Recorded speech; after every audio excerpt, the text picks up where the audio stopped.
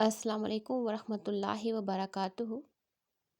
Dear class, آج کہانیوں کے سلسلے میں ہم کہانی پڑھیں گے سچ کی برکت۔ رات کا پچھلا پہر تھا۔ پچھلا پہر سے مراد رات کا آخری حصہ، صبح ہونے سے پہلے کا وقت۔ دن بھر کا تھکا ہارا قافلہ پڑا سو رہا تھا۔ قافلے سے مراد مسافروں کا ایک گروپ جو سفر کے لیے ایک جگہ سے دوسری جگہ اکٹھے روانہ ہوتا ہے۔ اچانک شور اٹھا، ڈاکو آ گئے، ڈاکو آ گئے۔ سوئے ہوئے مسافر ہڑبڑا کر اٹھے، پریشان ہو کر، خوفزدہ ہو کر، اور اپنے اپنے سامان کو سنبھالنے لگے۔ ڈاکوؤں نے لوٹ مار مچا رکھی تھی، ایک ایک کی تلاشی لے رہے تھے، لوگوں کی جیبیں ٹٹول رہے تھے۔ جیبیں ٹٹولنا مراد تلاشی لینا، جو کچھ انہیں ملتا چھین لیتے۔ لوٹنے والے مسافر آہو بکا کر رہے تھے۔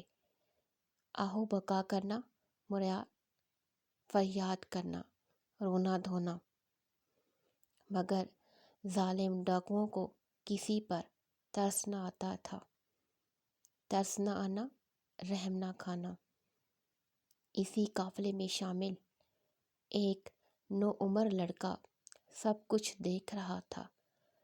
نوعمر لڑکا سے مراد کم سن لڑکا، چھوٹی عمر والا لڑکا جس کی عمر 16 سال سے بھی کم ہو۔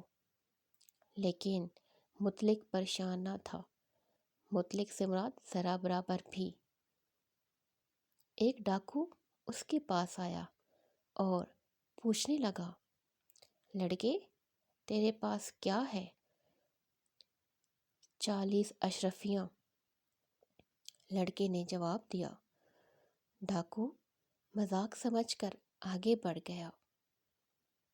دوسرا ڈاکو آیا تو لڑکے نے اسے بھی یہی جواب دیا۔ اسی طرح یکے بعد دیگرے 3 ڈاکوؤں نے لڑکے سے یہی جواب پایا۔ یکے بعد دیگرے، ایک کے بعد دوسرا۔ ڈاکوؤں کے سردار تک بھی یہ بات پہنچی کہ ایک نوعمر لڑکے کے پاس 40 اشرفیاں کیوں کر ہو سکتی ہیں؟ کیوں کر سے مراد کیسے؟ سردار نے لڑکے کو اپنے پاس منگوایا اور پوچھا، لڑکے، تیرے پاس کیا ہے؟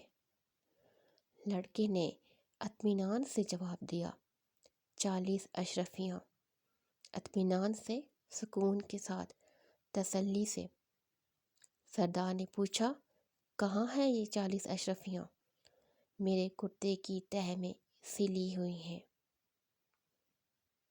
لڑکا بولا، کرتے کی تہہ کھولی گئی تو سچ مچ 40 اشرفیاں نکل آئیں۔ سردار نے حیرت سے کہا، حیرت سے مراد حیرانگی سے، لڑکے، تو نے اتنی بڑی رقم چھپا کیوں نہ لی؟ میری ماں نے مجھے نصیحت کی تھی کہ بیٹا ہمیشہ سچ بولنا۔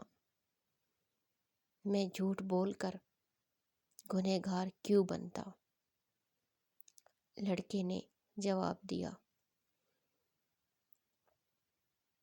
سردار نے لڑکے کا جواب سنا تو سوچ میں پڑ گیا کہ نوعمر لڑکا ماں کی نصیحت کا اتنا پابند ہے، اور میں ایک مدت سے اللہ کے حکم کے خلاف عمل کر رہا ہوں۔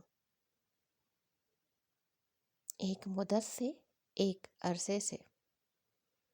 اللہ کے حضور میرا کیا حال ہوگا؟ دل میں خدا کا خوف آتے ہی سردار نے حکم دیا، سارا مال قافلے کے لوگوں کو واپس کر دو، اور خود لڑکے کے پاؤں میں گر پڑا، توبہ کی اور رہزنی کا پیشہ ہمیشہ ہمیشہ کے لیے چھوڑ دیا۔ رہزنی سے مراد چوری کا پیشہ، لوٹ مار کا پیشہ، ڈاکہ ڈالنے کا پیشہ۔ یہ لڑکا کون تھا؟ یہ تھے حضرت عبد القادر جیلانی رحمۃ اللہ علیہ، جو بغداد میں تعلیم حاصل کرنے کے لیے قافلے کے ساتھ سفر کر رہے تھے۔ یہ ان کے سچ کی برکت ہی تھی کہ ڈاکو توبہ کر کے راہ راست پر آ گئے۔ راہ راست سے مراد سیدھے راستے پر، صراط مستقیم پر۔ اخلاقی سبق: سچ میں برکت ہے، سانچ کو آنچ نہیں۔